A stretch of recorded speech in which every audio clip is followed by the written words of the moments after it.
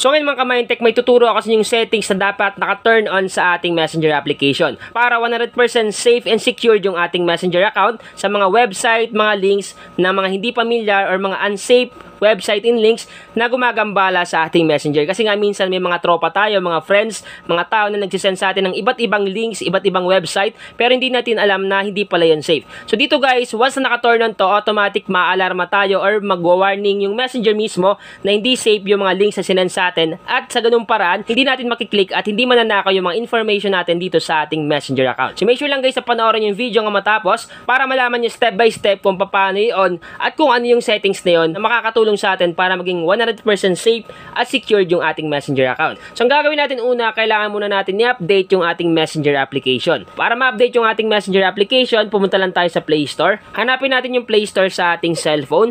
Once na makita na natin, click lang natin yan.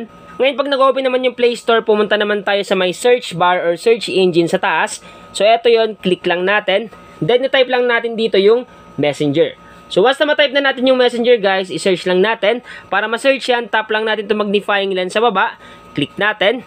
Automatic guys, lalabas yan sa pinakaunang result. So eto siya. Ngayon guys, pag may nakita kayo ditong update, i-click nyo lang yung update para in case man may mga bagong features sa Messenger, automatic magkakaroon yung ating Messenger app. So once na ma-update nyo na, ang gagawin nyo lang sunod, click open.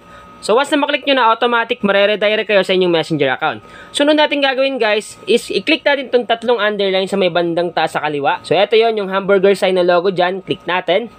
Once na maklik na natin yan, sunod natin gagawin, i-click naman natin itong settings na logo. So itong settings na logo guys, click natin.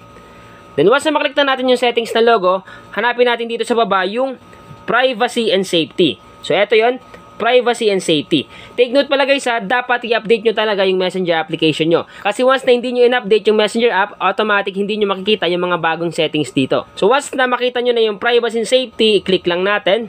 Click natin yan. Ngayon dito guys sa may security, sa may baba ng end-to-end encrypted chats, meron dyang safe website browsing. Nakalagay dito, turn on warnings for potentially unsafe links. So, ibig sabihin guys, mag-warning yung Messenger in case man na may mag-send sa inyo ng mga unsafe na link, automatic, ma-alarma kayo, malalaman nyo na hindi yan safe. Sa ganung paraan, hindi mapapahamak yung ating account kasi nga, hindi natin makiklik kasi magbibigay yung mismong Messenger ng warning kung unsafe nga ba yung mga website or links na sinend sa atin. So, i-click lang natin itong safe website browsing. Click natin. So, once na maklik na natin, dapat naka-turn on yung safe website browsing dito. Dapat kulay blue yung button dito, hindi gray. Kasi pag gray, naka-off yan. Dapat blue para activated siya. Sabi dito guys, get warnings when potentially unsafe sites may be trying to steal private information. So, ibig sabihin nito, magiging safe na kasi nga magbibigay kagad sila ng warning in case man na hindi safe yung sinend sa yung link. Kasi minsan may mga tao or may mga nagsisend sa atin sa Messenger na mga links, mga websites na hindi natin alam. Once na ma-detect ng Messenger na yung link na sinend sa atin is hindi safe,